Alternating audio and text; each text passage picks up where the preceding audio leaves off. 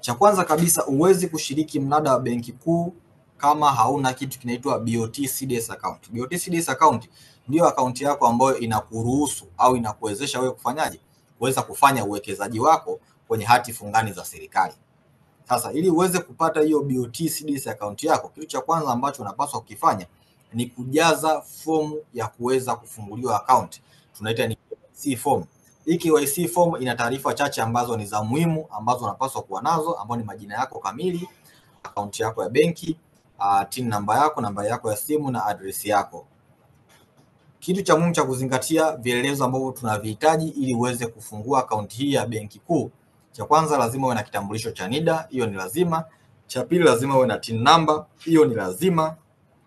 Na cha tatu, uwe na picha moja ya passport size, hiyo ni lazima.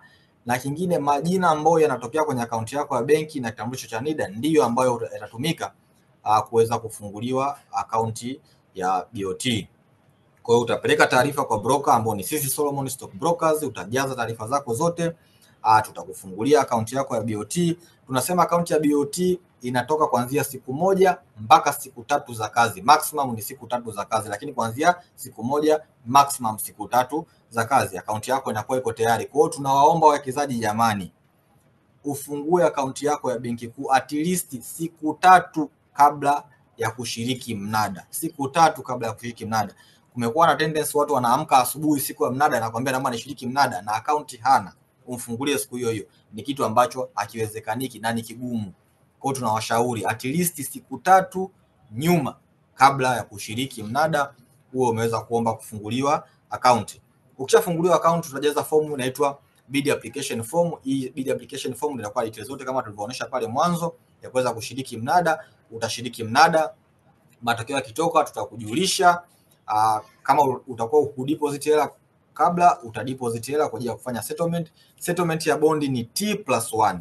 T+1 trading date plus 1 working day, kwamba mnada ni siku ya Jumatano ndio trading date, Alhamisi ni settlement. We are not expecting kwamba siku ya Alhamisi ndio tuanze kukimbizana sasa kuanza kufanya settlement ya fund. Ndugu zanguni, at least uweke hela siku ya mnada au asubuhi na mapema siku ya settlement ya mnada.